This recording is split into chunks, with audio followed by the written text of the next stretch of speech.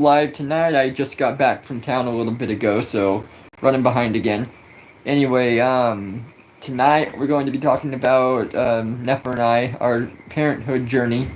So that's what we're getting into tonight, and then at the end, there's a big announcement that we're gonna make. So make sure that you catch it. So I've been wanting to talk about this for a little while, mostly because there's like the child free by choice movement, as well as like the whole hot topic of abortions and how abortions are not bad and all of that. So this is kind of the perfect opportunity to talk about that. Yes, it is. I mean, I guess like we can start with when we were 19 and the whole situation that happened there when I had to have the abortion, and that wasn't so much of a choice. No, I mean, I had really no say in it. I was very seriously coerced and threatened by my mother. You know, she gave me the whole, well, you got to think about your career and you're not ready, you know, all that stuff. So Yeah, you had no choice. and she literally ran you away. Yeah, because you and I mean, we were staying at the house, and Yeah. she ran everything. It didn't Yeah. matter. And I remember she even sent you away to go to work or do something. I can't remember what it was at that point. Right after my abortion, so I had to go through that whole situation, like completely alone, because she had to go to work, and obviously our friend couldn't handle anything. So yeah, all alone in that creepy old house, you know. Yeah, that house.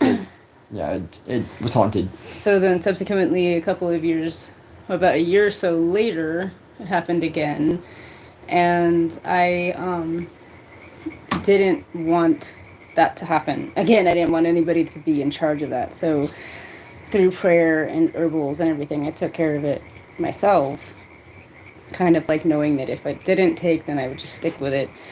But it did, and you know, that was also a painful experience, but I didn't want to go back in to the doctor. She had me going to a regular OBGYN for some reason, and they weren't clued in on this, and they like showed me the heartbeat, and then that was a hard one. That was really bad, and it was like, I don't know why she made me go through that. It was really freaking cruel. But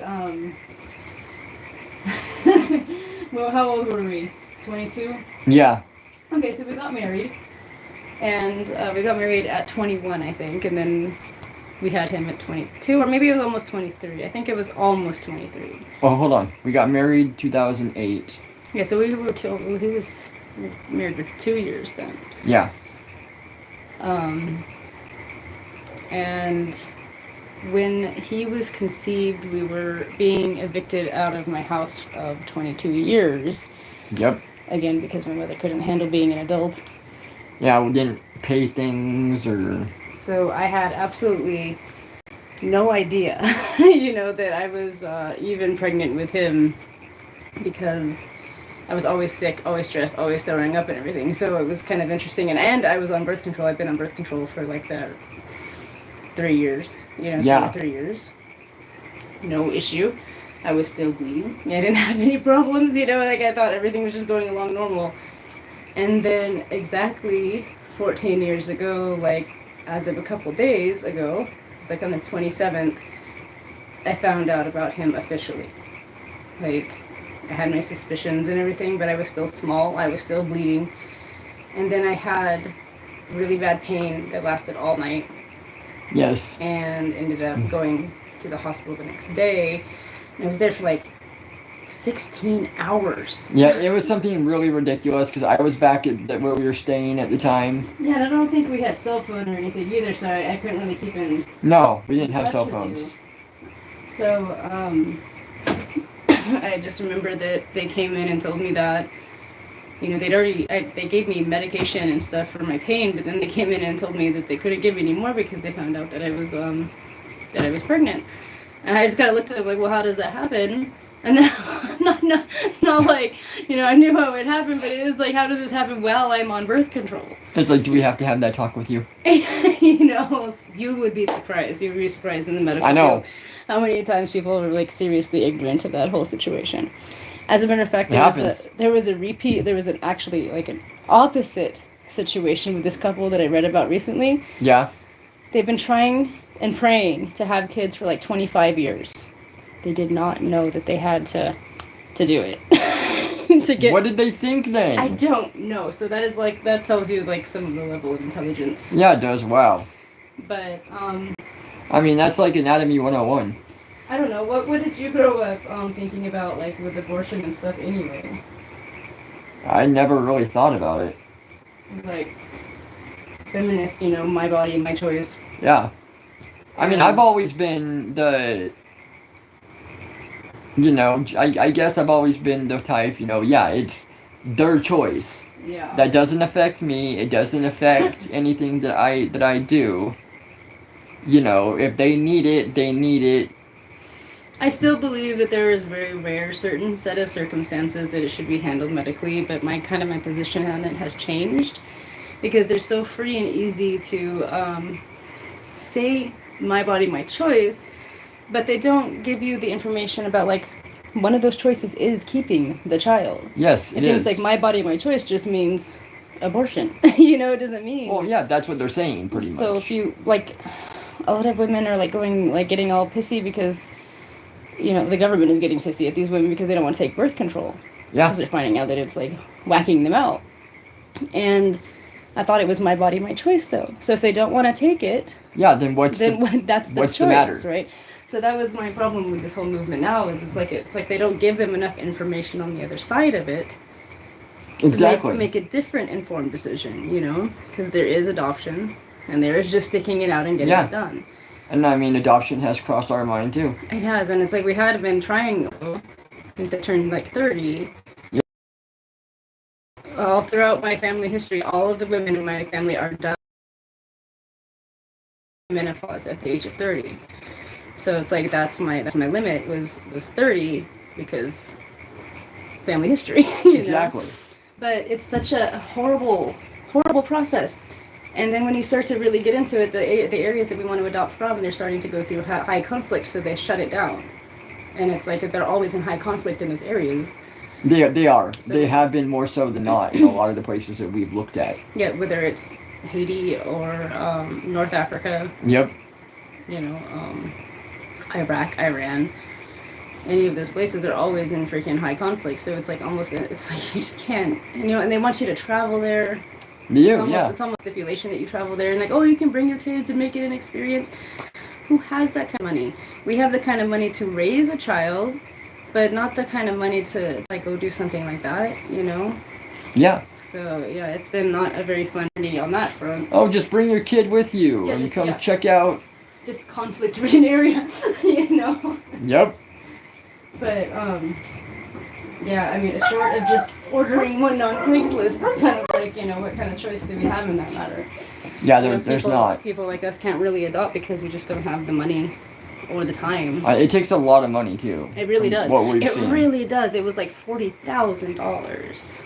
Yeah. Just for, and then you have to do the home study course thing, which is reasonable. Yeah, it's all reasonable. All that's worth. Some of them they like insist on having a Christian household and stuff too, which I always thought was kind of like, wow, because a lot of those kids are not coming from Christian countries, and then they're just shoving them into Christian households. Yeah, so it's gonna be a big culture shock. And I mean, it's like I would have been fine with an older child as well, 7 to 15. I mean, it's like 7 to 15 is kind of getting a little bit iffy with as far as overseas goes, though. Right. Because they've had time to be overseas. It's true. So you're bringing them here, and it's a big culture shock. It's true. Well, maybe not for us so much. But No. But for most people, right. I have heard so many stories, that we've gone over, and it's like the 8 to 15-year-olds, they almost start killing people because... It's true. And a lot of people try to adopt from the Czech Republic or Ukraine. And because of the situation they had back when it was in the 50s, 60s, 70s, I think, it might have even been more recent than that, they had a law passed where they insisted that every single household, are you paying attention? Yeah. That every single household, every single female had to produce 5 children. Yeah. And so because otherwise they weren't getting money. And they started getting to the point where there was a lot of incest and stuff because a lot of the older women were not able to do that, so they started like pawning off their daughters or having sisters sleep with brothers or whatever, just to keep that many kids in the household. So there ended up being not only a total overcrowding and a lack of attention with all of those children, but also a inbreeding and serious retardation. So, you know, you have Exactly. a lot of people that adopt from the Ukraine and stuff have big problems. Yeah, they do. And those are kind of like the ones you're talking about. They're like very violent and they might want to kill you, you know. Yeah. So, yeah, I think that's a lot of where the stories come from. I think so. But, like, there's always China. Yeah. China always has a big market for it. I know that sounds bad. Especially with women, right? I think so. I think their ratio is way out of whack, like 4-1 or something. Because they like... They only allow... Yeah. 1 or 2 children. I think 2 children per family. Only 1 girl allowed per family. Yeah. Well, I don't know if that's still a law or not, but, you know... Let's find out. Yeah, look that up. I gotta empty this. Okay. So I can move on to phase 2.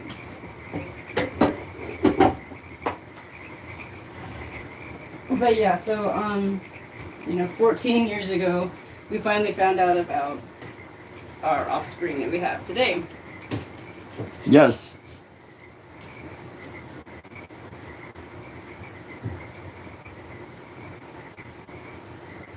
That's not the right way to word it. Let's see. Where's the spout? Not there.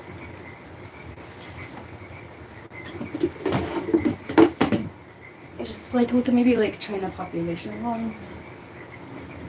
And it's like I still do very much encourage adoption of any sort. Yes, I would too. Whether it's domestic or overseas. And domestically, you and I, we would never have a shot. They want you making like $100,000 a year combined. And it's just like a whole lot of nothing, you know, to have to like try to get a child into your life, you know.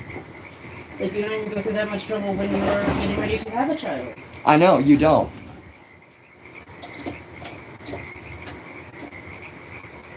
But again, if there's money to be made in something, they will find a way to make money.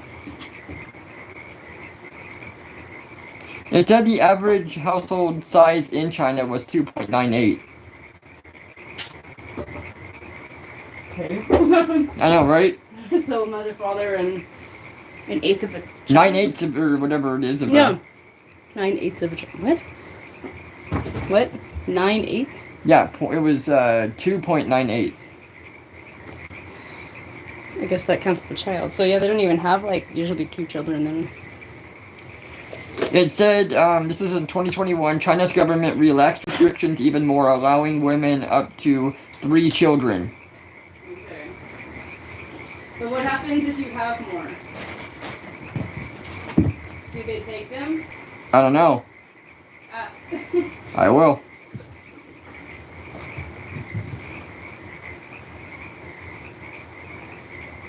The internet, it's a great thing.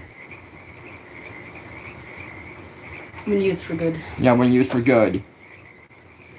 In the age of the internet and the age of information, there's no reason for ignorance now.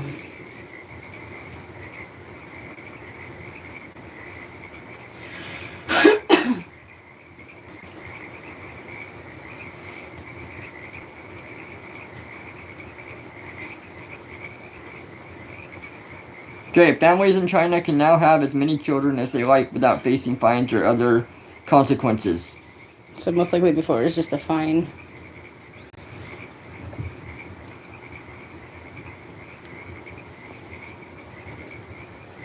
Yeah, it was fines, because it says China scraps fines for families violating childbirth limits. Well, historically they used to, I think, kill the extra ones. Yeah, but that's...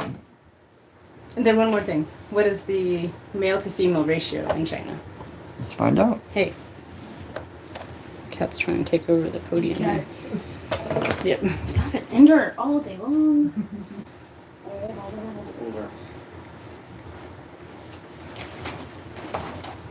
It's like, not coming out of my bag. It's my bag. It's right there on the top as I started doing it. This is the cause of the issues. If that's you. For years, the census data in China has recorded a significant imbalance sex ratio toward the male population, meaning there are fewer women than men. Oh, fewer women. Well, I wonder why that is. Maybe because they used to kill all the girls? Yeah, because they went overboard. It's just like anything else when they overhunt things, you know? This is referred to as the missing women or missing girls of China. Interesting. The male to female ratio of China is recorded at 104.61 to 100. What? Wow. So, you know, it's like either it's because they, you know, it's like almost like they created that as a genetic anomaly because there was the fear that if you had a baby and it was a girl, they would kill it. Exactly. And so it's like they just started genetically making all boys. So, passport bros. Check into that. Okay, what do you want me to look at? Actually, passport hose, I guess. Check into that. I think that was it, right? Passport hose? No. What? No. I was just telling them. I was saying, you know, that's something that they should do. Is go there, you know. Oh yeah, exactly.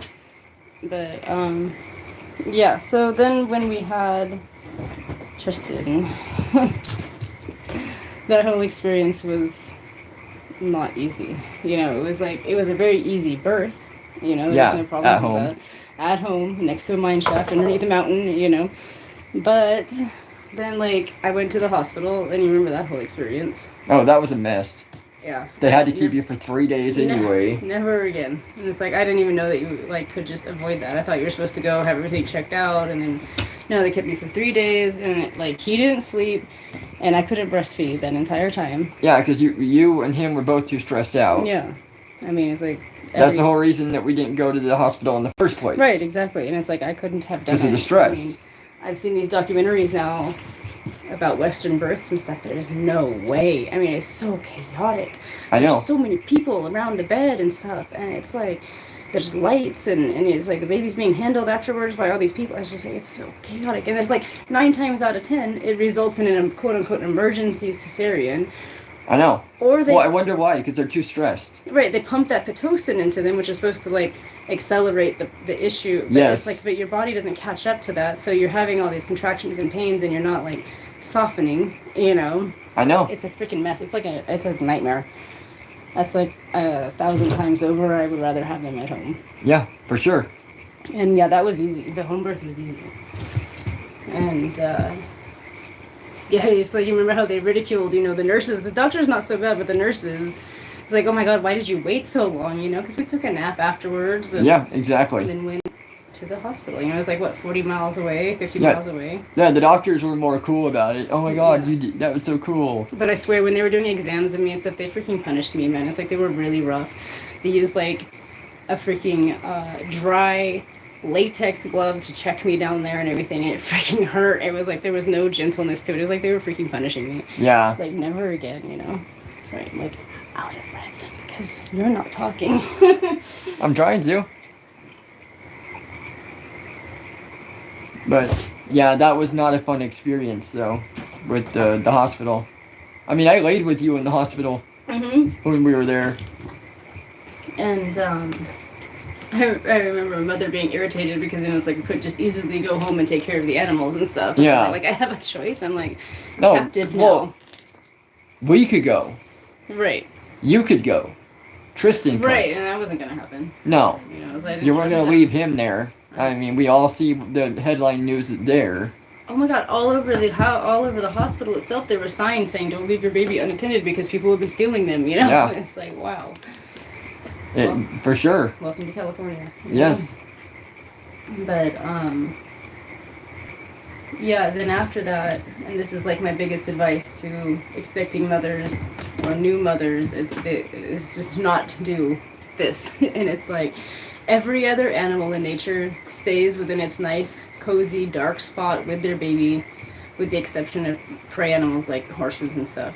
Yeah, they have to get up and... They can stand on their own, okay? So yeah. Any animal that is helpless and completely reliant on its mother stays in a nice, cozy, dark spot with its mother for like 3 weeks. You know, then they start to come out a little bit. Yes. It's like cats, wolves, birds, You know, they all stay in the nest. Humans, for some reason, feel the need to keep going. And, I know. Yeah, the mothers are capable of doing that. We've been doing that for thousands of years. But it kind of severs the bond or damages the bond between Yes, you and the baby because it there's does. so many other distractions. Yeah, I'm not going to get into that person, but you know, it's like we had to go to my grandparents' house.